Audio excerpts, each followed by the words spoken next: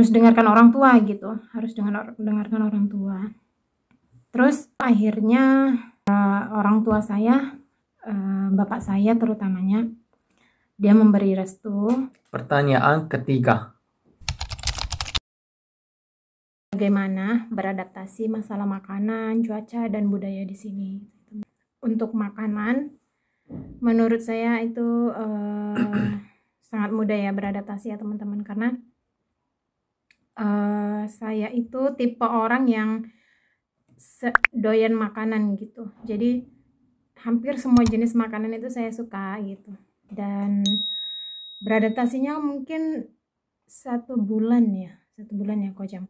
Awal-awal memang ada beberapa makanan di sini yang saya nggak suka karena sangat beda gitu kan sama makanan di Indonesia. Kalau saya bilang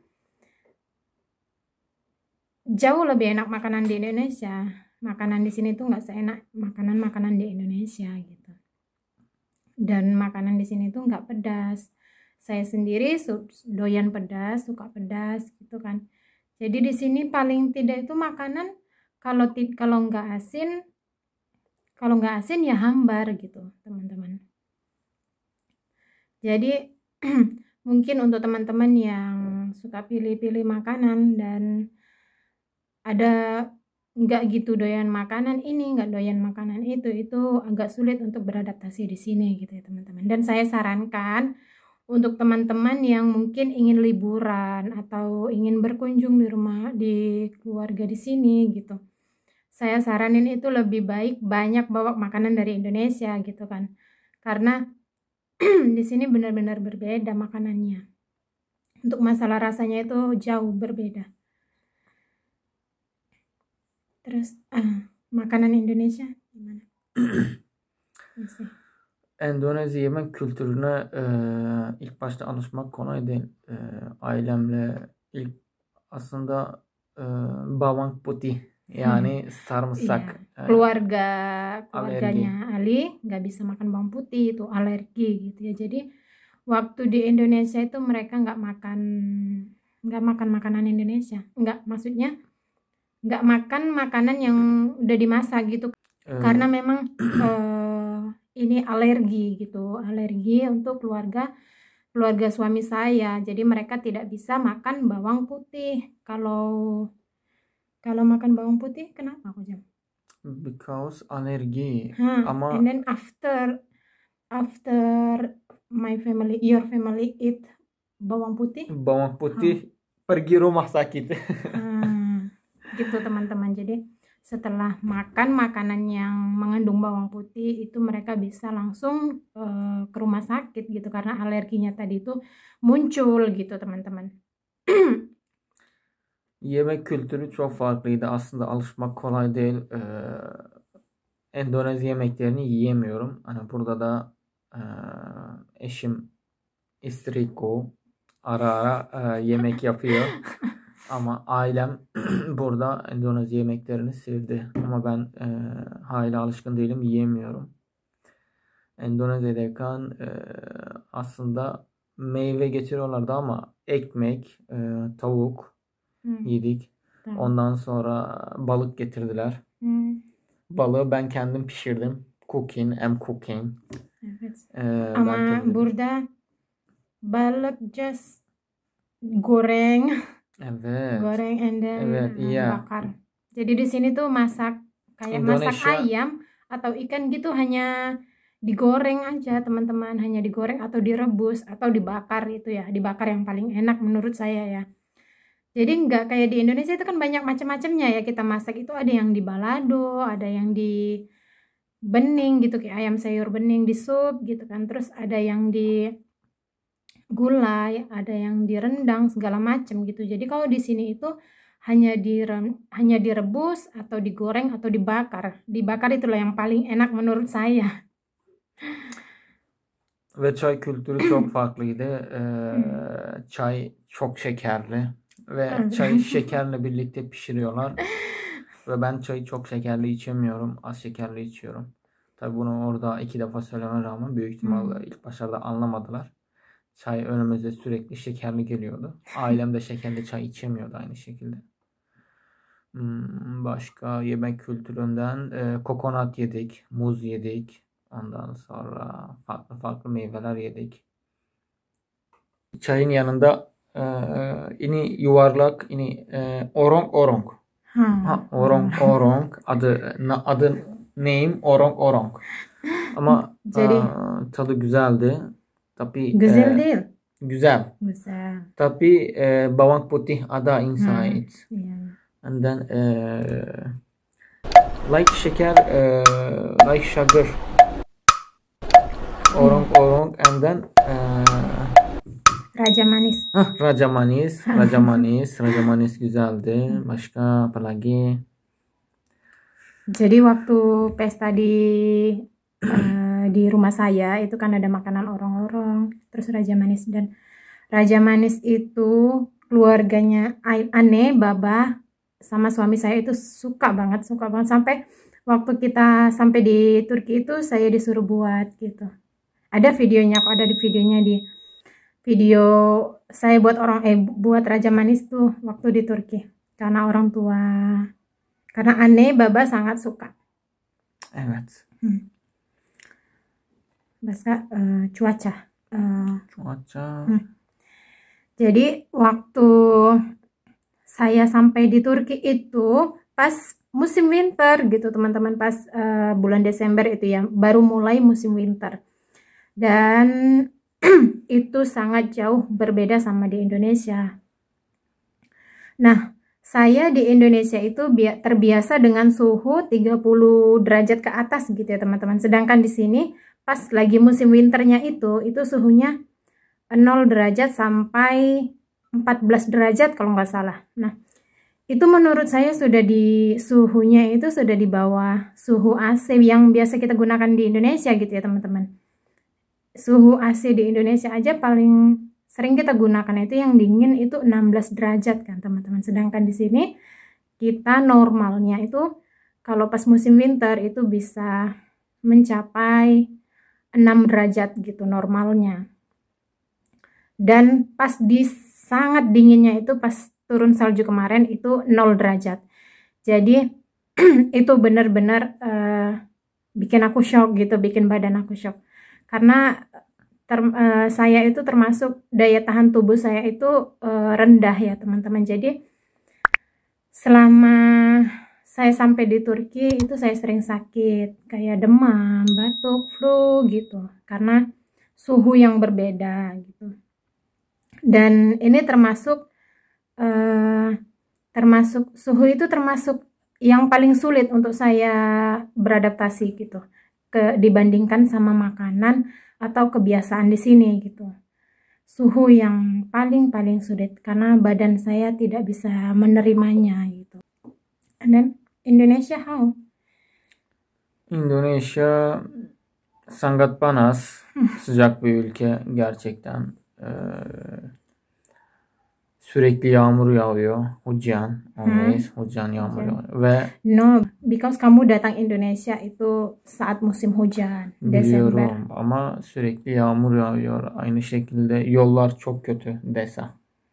Endonezya'nın yolları çok kötü. Aynı Because şekilde. di desa, yoğun bir şekilde arabadan çok motosiklet vardı. Motosiklet gerçekten çok aşırıydı. Türkiye'den çok trafiği gerçekten Türkiye'den daha berbattı. Tabii Türkiye'de trafik ışıklarına falan çok rast geldik ama Endonezya'da sadece bir kere trafik ışıklarına denk geldik. Trafiği de yanlış değilsem sivil memur muydu bilmiyorum ama trafik polisi gibi böyle farklı giyinimli insanlar vardı. Sivil giyinmişlerdi ama trafiği galiba onlar yönlendiriyordu. Bu kadar. Tabii ilk başta ailesiyle birlikte köy ile Medan arası 9 saat yolculuk yaptık. Gerçekten amcası ilk başta 4 saat bir yolculuğumuz olacak dedi. Ama yol git bitmedi. 9 saat bir yolculuk yaptık köye. Gerçekten köy ile şehir arası çok uzak. Asfalt yoldan toprak yola geçince arabadan indik. Bundan sonra motosikletle devam edeceğiz izle. Şok Jadi oldum. waktu Şok dia oldum shock gece. banget waktu datang ke Indonesia itu kan, ke rumah saya, maksudnya ke Indonesia, ke rumah saya, ke desa saya. Jadi waktu waktu pesta kita itu bulan Desember ya. Jadi waktu musim-musimnya hujan gitu, dan kampung saya itu bisa dibilang kampung yang masih pelosok banget, dan jalan raya itu belum dibangun gitu teman-teman. Untuk menuju ke kota kami itu, ke desa kami itu masih tanah jalannya. Jadi itu waktu suami datang itu jalannya rusak, Masya Allah. Tapi memang saya akui perjuangan suami dan orang tuanya itu benar-benar Masya Allah luar biasa banget. Dan dari mana ya, dari Tanjung Balai, bukan dari Tanjung Balai sih, mereka dijemput itu naik mobil, tapi masuk ke dalam itu, ke rumah kami, menuju ke rumah kami itu tidak bisa mobil, tidak bisa masuk gitu, mobil tidak bisa masuk. Jadi mereka harus naik motor teman-teman, naik sepeda motor. Dan orang tuanya Ali gitu, alhamdulillah mereka tidak mengeluh sama sekali gitu, tidak mengeluh, hanya mungkin terlalu capek karena begitu mereka sampai di bandara langsung ke desa kami, dan itu kondisinya sudah sangat malam. Sudah jam berapa? Saat kocak. Jam berapa? Bir dakika. Oradan 6'da çıktık. 9 saat. Gece malam 3. Jam 3 malam teman-teman, jam 3 malam. Dan itu mereka nggak ada berhenti gitu teman-teman. Dari Turki, dari penerbangan Turki, terus ke Malaysia, ke Indonesia, sampai di Indonesia di Medan, itu dijemput naik mobil dan masuk ke desa kami itu. Karena jalan rusak harus naik sepeda motor teman-teman. Jadi mereka ya, saya bilang sangat-sangat lelah, tapi mereka tidak mengeluh gitu.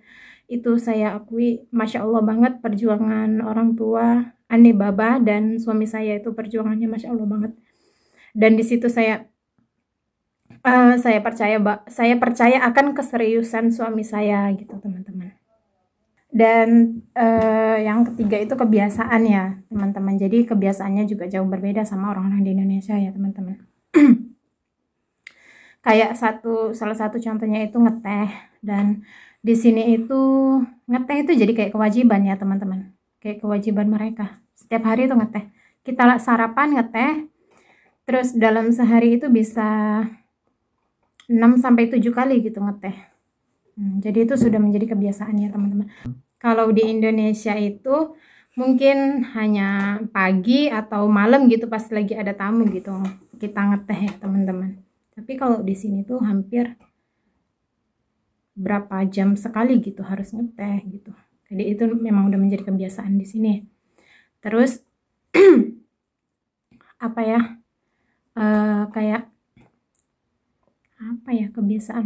kebiasaan tidur gitu, yang ini masih, dan sekarang saya sudah terbiasa ya tidur. Jadi orang-orang di sini itu biasanya tidur itu larut malam, jam 12, jam 1 sampai jam 2 itu baru tidur. Nah nanti bangunnya siang gitu, jam 11-an, jam 10 itu baru bangun. Tapi waktu subuh, sholat subuh itu tetap bangun untuk mengerjakan sholat subuh gitu teman-teman. Dan awal-awal saya nggak terbiasa ya, karena kita di Indonesia itu kan cepat ya tidurnya. Termasuk saya itu cepat tidurnya, keluarga saya juga cepat, dan bangunnya juga cepat gitu. Subuh kita bangun, setelah sholat subuh itu terus langsung beraktivitas gitu. Jadi sangat jauh berbeda gitu teman-teman. Terus tapi kalau untuk kebiasaan itu ya, mungkin untuk di daerah-daerah lain itu berbeda gitu, di tempat-tempat lain berbeda dengan di daerah kita gitu. Setiap daerah, setiap wilayah, setiap kota itu pasti memiliki kebiasaan, dan setiap keluarga ya, terutama setiap keluarga itu pasti memiliki kebiasaan berbeda gitu teman-teman. Jadi seperti inilah kebiasaan keluarga saya di sini di Turki gitu.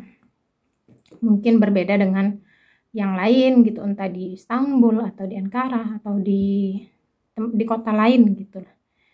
Nah, mungkin mungkin ini saja yang bisa kita jawab ya dari pertanyaan teman-teman, karena sudah terlalu panjang gitu, takut nanti teman-teman bosan gitu mendengarkan kita bicara. Mungkin sampai di sini saja ya teman-teman. Nanti ada di lain waktu kita akan jawab lagi beberapa pertanyaan dari teman-teman. Terima kasih untuk teman-teman yang selalu dukung dan selalu nonton channel kita. Jangan lupa like, komen, dan subscribe dan share ya teman-teman. Assalamualaikum. Dadah.